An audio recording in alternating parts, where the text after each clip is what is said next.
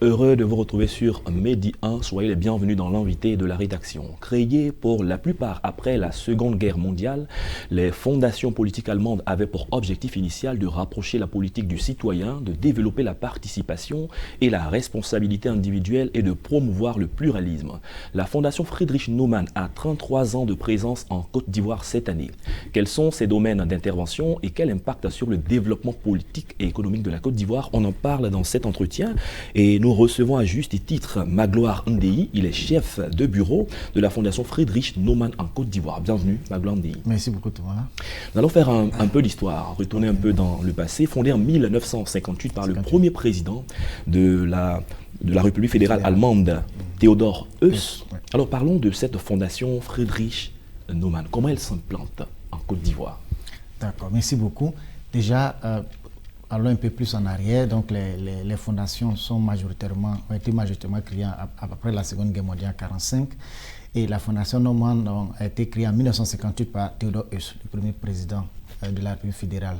Donc, pendant toutes ces années, elle a travaillé à promouvoir donc, le pluralisme, à promouvoir la formation politique donc, des citoyens.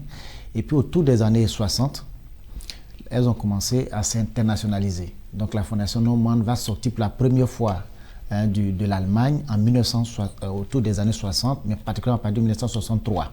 Donc le premier pays hors d'Allemagne qui va abriter un projet de la Fondation, c'est la Tunisie, donc un pays africain. Et à partir de là, la Fondation va s'étendre dans plusieurs pays à travers le monde.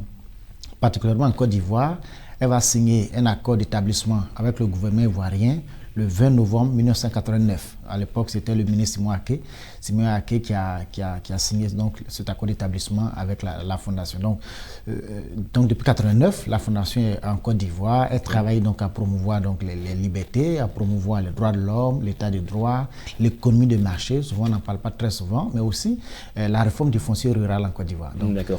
Le nom de cette fondation, est celui d'un pasteur protestant. Oui. Friedrich Naumann. Qui était ce dernier et quel a été son combat? D'accord. Oui, Friedrich Naumann, c'est vrai, il était pasteur protestant, mais il était aussi surtout député, homme politique allemand, on peut résumer ses idées en deux.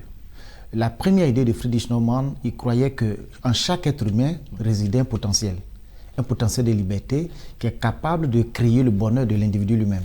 Donc en chacun réside quelque chose qu'il faut laisser éclore, donc que l'homme soit libre de penser, libre de croire, libre de faire comme il veut, bien entendu dans les limites du droit. Donc c'était la philosophie de Friedrich Naumann.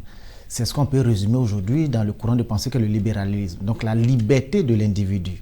Cela peut créer la richesse, cela peut créer le développement. Donc c'était sa pensée fondamentale. Deuxième pensée de Friedrich Naumann, la démocratie ne peut vivre sans éducation politique. Donc imaginez un corps humain bien bâti, bien en forme, mais il n'y a pas de sang qui coule dans les veines. Le corps va mourir. Donc Friedrich Naumann pensait que pour que la démocratie vive, il faut la participation des citoyens. Or, la participation ne peut être possible que parce qu'on éduque les gens à participer à la vie publique.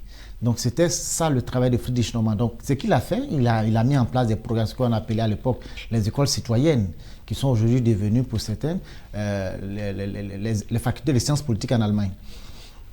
Donc l'éducation politique est un aspect important donc, dans la transformation des sociétés. C'est pourquoi il dit aucune démocratie ne peut être fonctionnelle sans la participation politique. Or, la participation politique demande de l'éducation politique. Donc, c'est toute la philosophie de Friedrich Naumann. Donc, il avait un de ses amis qui était Theodor Heuss. Ils ont travaillé ensemble donc, dans ce travail d'éducation, de promotion de la liberté.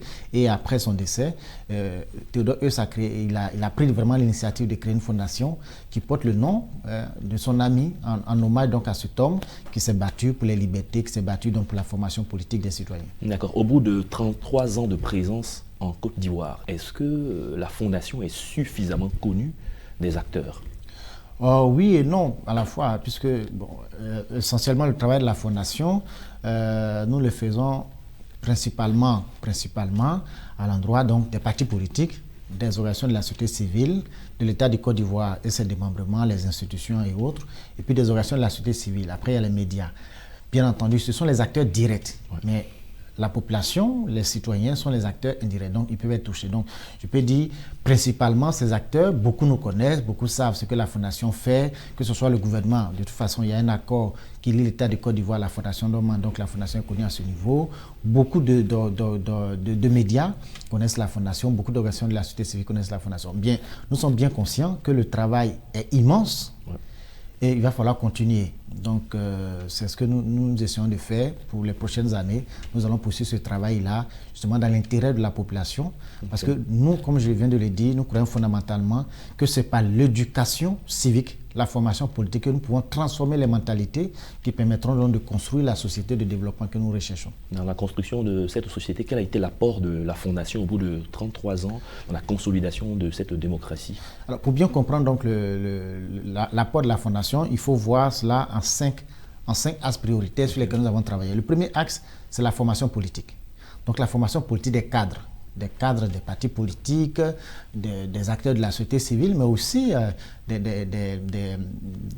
représentants du gouvernement, donc des institutions de la République qui ont été formées sur des principes de gouvernance, sur des principes de gestion de l'État, pour les partis politiques, sur des instruments de conquête du pouvoir, de gestion efficace du pouvoir.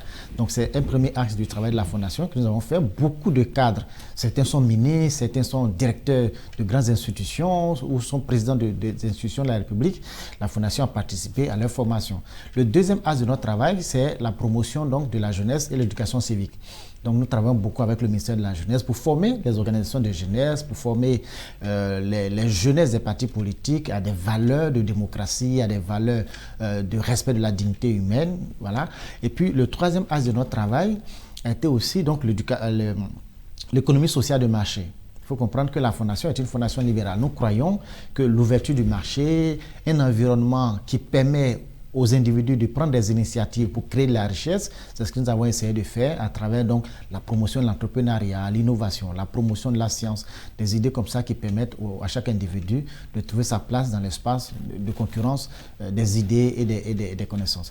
Et puis le quatrième aspect de notre travail, c'est la réforme du foncier rural. Donc nous avons travaillé à proposer, à imaginer, à concevoir un modèle qui permet donc à l'État de Côte d'Ivoire de pouvoir s'approprier un nouveau modèle, un nouvel outil de sécurisation du foncier rural. Donc c'est un modèle que nous avons proposé qui est en train d'être expérimenté aussi par l'agence du foncier rural. Et puis le dernier axe, le cinquième, c'est la promotion des droits de l'homme. Donc à travers beaucoup de programmes que nous avons initiés, de formation des forces de l'ordre, de formation des militants de la société civile, donc nous avons des programmes, que ce soit ici en Côte d'Ivoire, où nous faisons partie pour certains à l'étranger, pour des formations en droit international des droits de l'homme ou en droit international humanitaire. Cette année, la célébration des 33 ans, comment ça va se passer? Alors, nous n'aurons pas une célébration festive. Déjà, on veut marquer déjà l'événement pour nous permettre de parcourir 2 à 3 années à venir. Parce que nous aurons 35 ans dans les années qui viennent. Nous voulons marquer ce coup à partir de maintenant, qui nous permet de construire un certain nombre de projets qui permettront d'apporter davantage un plus. Et puis, je pense que la grande célébration va se faire pour les 35 ans. Mais déjà, on veut prendre 3 années pour marquer un certain nombre de programmes. Comme cette année, nous aurons des programmes majeurs qui permettront de construire déjà une élite politique pour 2025. Ça sera notre contribution aussi dans la démocratie.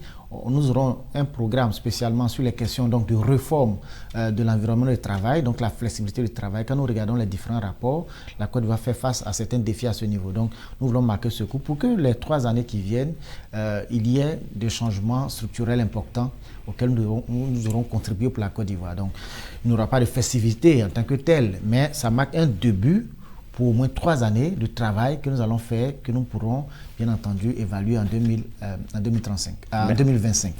Merci Magloire Ndéhi. Je rappelle que vous êtes chef de bureau de la Fondation Friedrich Naumann en Côte d'Ivoire. Avec vous, nous avons parlé des 33 ans de cette fondation qui travaille donc sur les questions de liberté et d'accompagnement de la démocratie en Côte d'Ivoire. Merci d'être passé sur notre plateau. Merci pour l'invitation. C'est la fin de cette émission. Merci à tous de l'avoir suivi. Bonne suite de nos programmes sur Média 1.